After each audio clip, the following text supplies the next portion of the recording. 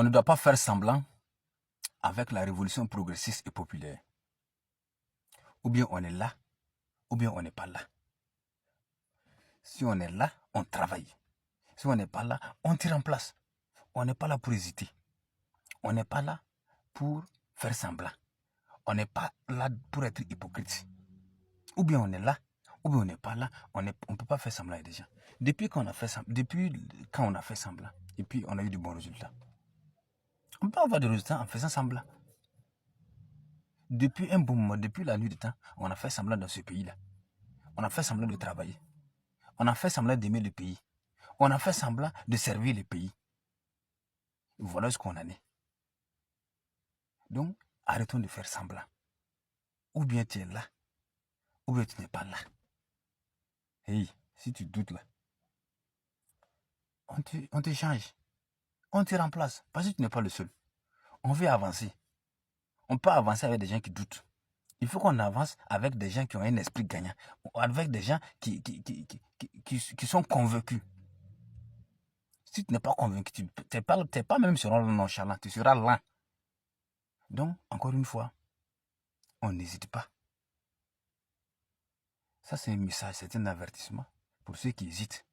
Ceux qui hésitent là, il faut même abandonner, c'est mieux. On n'est pas là pour douter. Ou bien on travaille, ou bien on ne travaille pas. Ou bien on avance, ou bien on n'avance pas. Et si tu ne veux pas avancer, on te met de côté.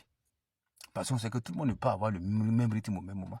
Tout le monde ne peut pas avoir la même conscience, le même niveau de compréhension au même moment. Maintenant, ceux qui sont en train d'hésiter, il ne faut pas qu'ils nous empêchent d'avancer. C'est de cela qu'il s'agit. Parce qu'on a trop fait semblant dans ce pays. Et il faut que ça s'arrête. Il faut qu'on soit convaincu.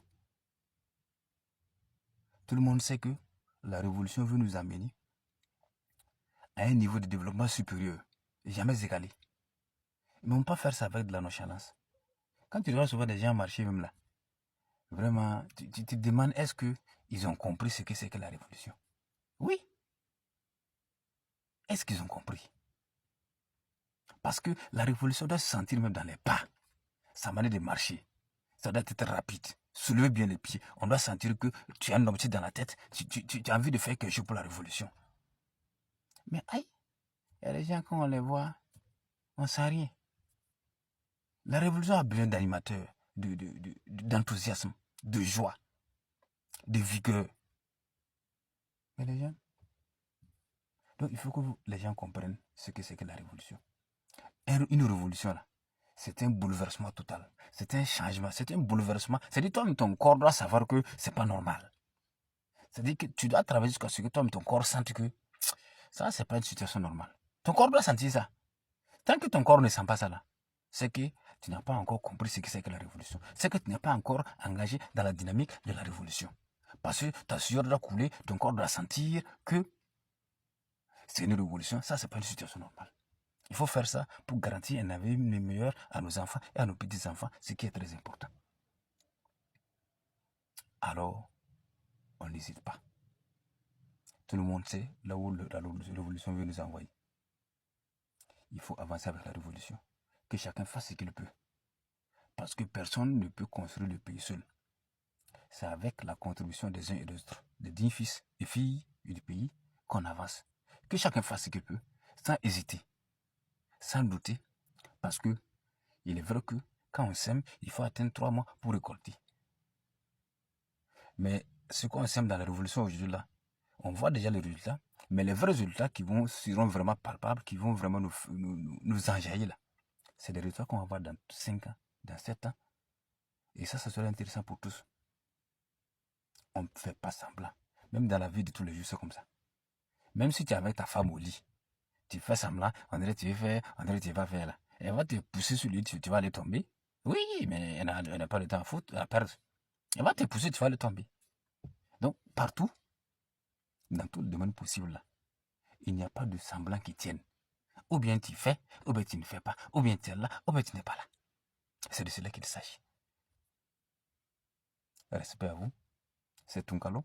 yere long yere folo yere saction de nyimare san beaucoup c'est le kalfa te jamfunu tube kalfa to tien le sad woni ni madogo tuko de doa jabira le net son longa men pachise to désormais appelez-moi le lokamel le paraxam tes enfants basse nere le hoche modification de revenant dans la haute définition de les également le réparateur de bouteilles cassées les limites des jeunes filles le miroir de Gaulle le cauchemar des femmes et le motivateur des désespérés le mobilisateur de ressources humaines et financières le formateur le détecteur de talent encore toujours le défenseur intrépide de l'AIS du code de la route et de l'homme noir car malheureusement l'homme noir n'est pas respecté par tout le monde et même en Afrique, ce qui est paradoxal, le créateur de Gotracha, c'est-à-dire un visionnaire qui veut gérer obligatoirement toutes les richesses africaines et les transformer industriellement pour les Africains, pour une Afrique plus forte, plus libre, plus souveraine, économiquement, financièrement et militairement, en vue d'atteindre les États-Unis d'Afrique, l'État fédéral africain.